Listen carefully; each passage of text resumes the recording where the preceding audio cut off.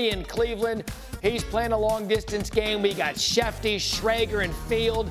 They are in Green Bay to talk draft on the way. But let's start with the game of the night. Game 2, T-Wolves and Lakers. If you were looking for a Picasso, this wasn't where you were going to find it. Keep looking. This isn't where you weren't going to find it. But what you did find is Luka Doncic effective last night. Step back, Lakers up 8. Then in the first quarter, swing the ball around. Luka can do this from deep. He looked at the Minnesota bench before the shot even went in. It's like, I'm on it. I know it. Doncic outscored the Timberwolves 16-15 in the first quarter. Picking up second quarter now. Isolates Rudy Gobert. Oops. Lakers rolling. Saw that too much last year in the playoffs, didn't you? Yeah. Not a good matchup. Are you guys impressed how I made this highlight make the game look good? I mean, I didn't do anything. This was an Instagram game. This was definitely a game where the highlights on the gram looked a lot better than if you watched the whole game. Lakers lead 58-43. Here was a good highlight for the T-Wolves. Yeah. Ooh. Anthony Edwards. I kept looking at the clock, Matt, in the game, and I'm like, okay, is that going to be the moment? Is this going to be the punch? Is this the turnaround? I like it. I mean, it was a good thought, but it just didn't end up happening. Too much Luka. Because Luka ended up happening. Still a rout out of the fourth quarter. You know, we've seen a lot of Luka. LeBron got involved last night as well. Oh, cool. 21 points, 11 rebounds, 7 assists. Luka 31, 12, and 9. Lakers win 94-85. They did what they had to do off of game 1. They get the split. Win or lose, Doncic has been great in the Lakers' first 2 playoff games, averaging 30, 10, and 5. The only player in NBA history to average that stat line in the first 2 playoff games in any franchise was Kareem. Is that good? Like Luka was traded to LA in a blockbuster. That seems to be going around as we bring in all of our NBA brain trust. Monica, Alan, and Wendy are here with us. And Wendy, I want to start with you. What is the first thing to say about the game that we watched last night? Hopefully all the folks watching live didn't stay up for it, because it's not worth losing sleep over. I did it for you. You don't want to hear about it. All you need to know is that Luka played a great first quarter. It was the kind of force that the Lakers need to play with to keep themselves in this series. Everything else, I really can't say it was impressive at all. I don't think either of these teams are going anywhere unless they raise their level of play, which they have time to do. The Wolves had got nothing out of their backcourt. Ant Edwards put up some points, but he had 0 assists. That is not who he is. He didn't shoot the ball well in game 1 either, but in game 1 he had 9 assists. This game he had no assists. Mike Conley played maybe the worst game I've ever seen him play as their starting point guard. He didn't make a basket and didn't have an assist. So the Lakers get some credit for that for defense, but this was a very ugly game. This was not something either team wants to remember. So let's move on, and we'll see you in game 3. Before we move on to game 3, Wendy, thank you for your optimism this morning. Alan, what was your biggest takeaway? J.J. Redick was the star of this game. This was not a game that you can look at Luka's numbers, and you can certainly look at LeBron and what the Lakers did to win this game. But this was a J.J. Redick game, and here's why. Because, number one, he didn't have his team ready in game 1. So in game 2, he did. They got to go through a great start, then it started to slip. Right here is in the third quarter where it got cut to 11. The lead was cut to 11. He calls a timeout, bangs a timeout, and starts giving it to his team. Walks away, then goes to the huddle and starts giving it to them more, firing them back up. Anthony Edwards says this was the turning point of the game because they had cut it to 11. They felt like they were stealing momentum. He calls that timeout to get his team refocused, and they went on a 7-0 run at that point and took back control of the game. Third quarter, you could say there was way more. How could that be the turning point? It was a mental moment. And let's not take for granted the fact that J.J. Redick was coaching anybody over the age of 10. This year is the first time he's ever done that for real when it comes to basketball. And here he is in his second playoff game in a situation like that at home where it was a must-win and the game was slipping away. He knew exactly what to do, and he also had the wherewithal to do it. Had a tough practice the day before because of what happened in game 1. So he understands already the mental approach to the game, how important it is, the level of physicality you have to get to in the playoffs, and he was able to deliver that message, and it was received by his team to get a win that if they did not get, if they had blown this game, yeah, they're in trouble. Big trouble. Monica? So I would go JJ as a focal point, maybe not a star, right? Because I don't know that all that stuff is positive. And I actually am pushing back a little bit because I remember this timeout too. For a second, I was like, wow, I've never noticed how deliberate JJ's walk is coming out of a huddle, right? But That's a dad walk. Oh, he was not feeling That's a dad walk where you walk away for a minute so you compose yourself and then you go back in the room to let him have it. But what I would offer to you is that, to me, the Wolves kept themselves out of it. They shot 46% from the 2-point range in the course of this game. Like, after this stretch, they missed a bunch of layups. Yes. Like, to me, the Lakers, I'm not gonna call it luck because I do think there was coaching involved. You obviously have veteran players there. But if the Wolves could have made a few layups after this timeout, it would still have been a ball game in my mind. And so my takeaway was, for as bad as the Timberwolves played, overall it was not a pretty game for either squad. They still were in a position to make it a ball game down the stretch. And to me, for JJ Redick to have to go there in a game 2 where your team understands the magnitude of not going down 0-2, I'm just wondering if everything's clicking the way it should be over there in Lakers camp. Yeah, if you know you're down, and that's how you come out. And so, Wendy, that kind of begs the question. I mean, the Lakers, fine, they get the split, but they haven't looked good in either game. Based on what you've seen, ceiling for this team is what? Well, Luka is playing well, so that's the good news, and he has continued to dominate the Timberwolves. They don't really have an answer for him, and I don't see that slowing down. LeBron James continues to not look at his best. There was a moment in this game that I would say sort of summed it up. It was in the fourth quarter. Austin Reeves was on a 2-on-1 break with LeBron, and this is a 99% score, and I don't know what Austin was doing. I don't know what year he thought it was, but LeBron is not throwing that dunk down right now. He did move well in the defensive end, but I just want to point out, this is one of the misses the Lakers had in the fourth quarter. They were 5 of 19 shooting in the fourth quarter. So the Lakers are going to have to play a lot cleaner, and they're going to have to play a lot more efficient in Minneapolis because Anthony Edwards has done really nothing impressive in this series other than get some assists in game 1. He not shot the 3-ball well. He's not made his mid-range. And Edwards is going to come out looking to take control in game 3 of this series. Need you just to make a pick. We're tied at 1 apiece. Goes back to Minnesota. Who wins the series?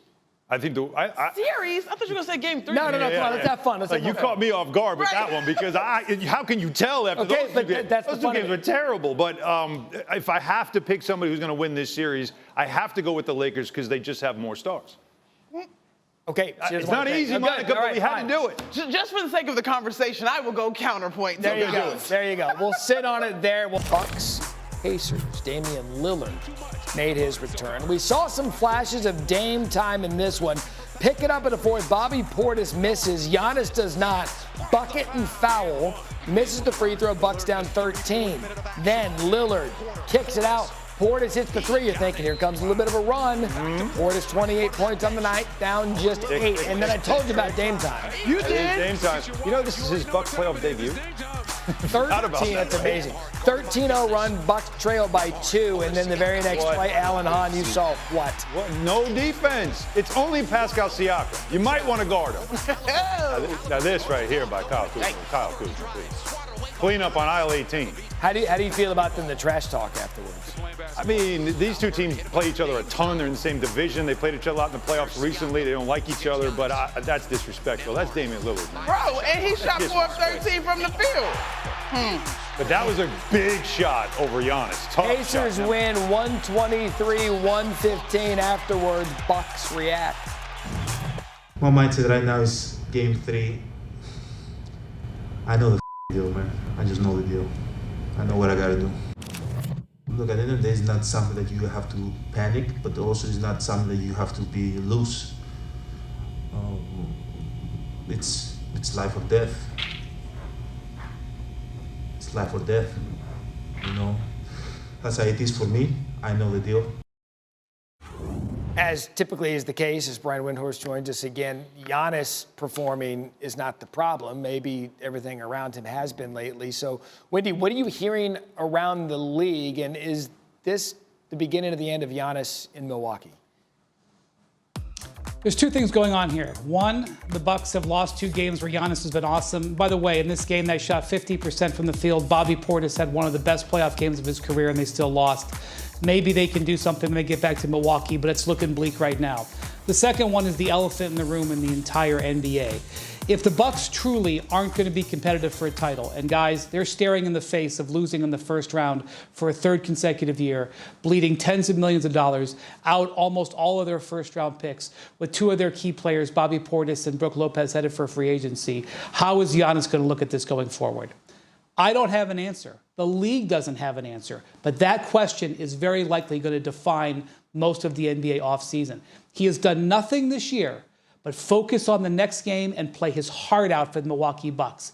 There's no indication that he's not done everything but invest in this team. But he can see the landscape like everybody else. How can he believe that this Bucks team can continue to improve going forward, considering how they're devoid of all assets? And how he looks at that will very possibly could change the face of the NBA over the next 6 months. Yeah, and Monica, this was a championship window with this team, with this roster, and this franchise. What are your thoughts on potentially that window just now being shut? Well, I think it reminds us how fragile those windows are, right? And this, to be fair, I think when they won that championship, they had a nice opportunity, but they just were so riddled with injuries and bad luck. Even when you think back to last year, Damian Lillard's playoff debut is not because he hasn't been in a Bucks uniform, it's because of health. Yep. When last year you didn't have Lillard or Antetokounmpo when they faced the same Pacers organization.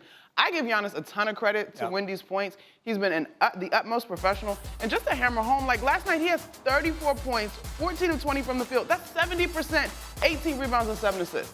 And so when he comes to the podium and is like, I know what I got to do, he's putting it all on himself, even though he's already been almost as good as he could be in the first 2 games. Well, let's be honest. Wendy has a lot more going on in his background right now in the screen than really Giannis has going on around him. That's saying something. In Milwaukee. And Wendy, you look great because the tie is fantastic, but what's real is real. But it doesn't mean, though, that he is 1 foot out the door. As much as the rumors are and as much as we can kind of see the future, because in the NBA we have this pattern of the star player and where he is at 30 years old and what future for that franchise holds. They are an older team now. There's a rebuild they've got to go through that's not easy to do. And that Lillard trade, which was a blockbuster, which flipped the league over and everybody thought was going to open a new championship window, that actually opened a championship window in Boston because they moved on from Drew Holiday. It changed their whole dynamic as a team, and Drew ends up in Boston. So the Celtics benefited from this trade more than the Bucks did. And you know, this was Milwaukee fans' worst nightmare, smaller market team losing Giannis to one of the big franchises. It hasn't happened yet, but we'll see as we monitor that as the Bucks don't appear to be heading towards another championship. As we keep it rolling now with Monica's signature segment. Oh, here we go. Is that McNutts? I know she is. We're starting locally, Monica. Is the Knicks season a failure if they win one series and then are done? Is that McNutts? I think this is McNutts because it would not be a failure. They would win 51 games. That's more games than they won last year by 1, I know. But also, if you lose to the Boston Celtics, that's a well-oiled machine, right? I also think that this organization is as attractive a destination as it has ever been. We just left a tantalizing conversation about a multi-time finalist MVP finisher and MVP in the league. So I think you got to roll with it. If they get past Detroit, this season in my mind is not a failure.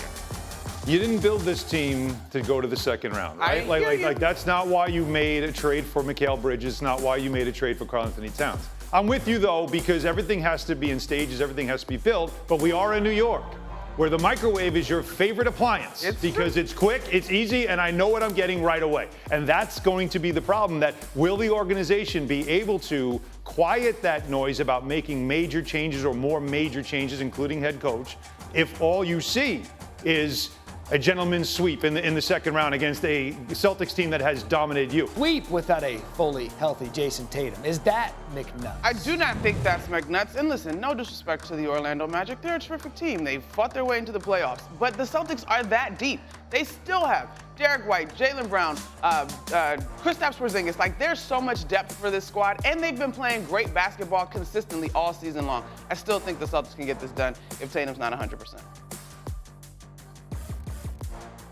On this wrist, I want to see how he reacts on this longer term, because I'm going to take you back to 2022. Tatum hurt his wrist early in that playoff run. It bothered him throughout the playoffs. He did play relatively well, but they later found out that he had a small fracture in there.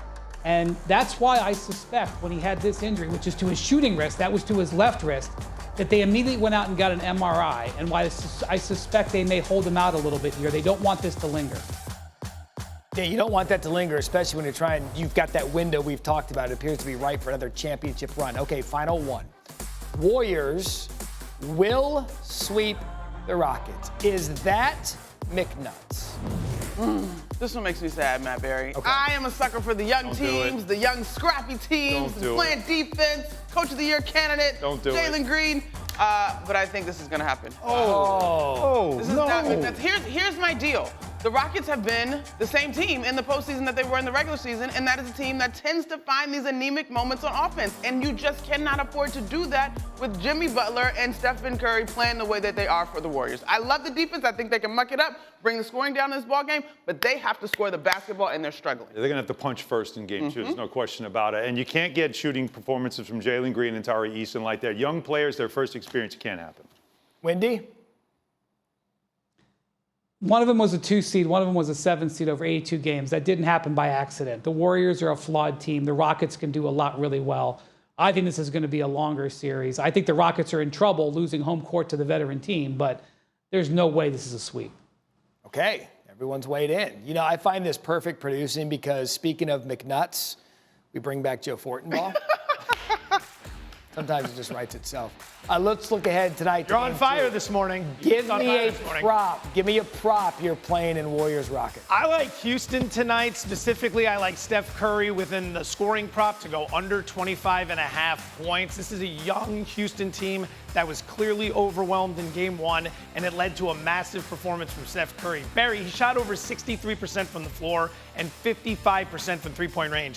That's not happening again. This is your classic zigzag. 31 points in game 1. We go the other way in game 2 because if people forget, April 6th, Amen Thompson, marking Steph Curry, held him to 1 of 10 shooting and only 3 points. I'm not saying that happens again, but I'm saying Curry's not getting to 26 points tonight. We're going under, and we like the Rockets to cover the 3. In Fortenbaugh, and later next hour, we're going to brag about me on ESPN Bet this week and how I nailed my one best bet. You're 1-0. We'll talk about that later.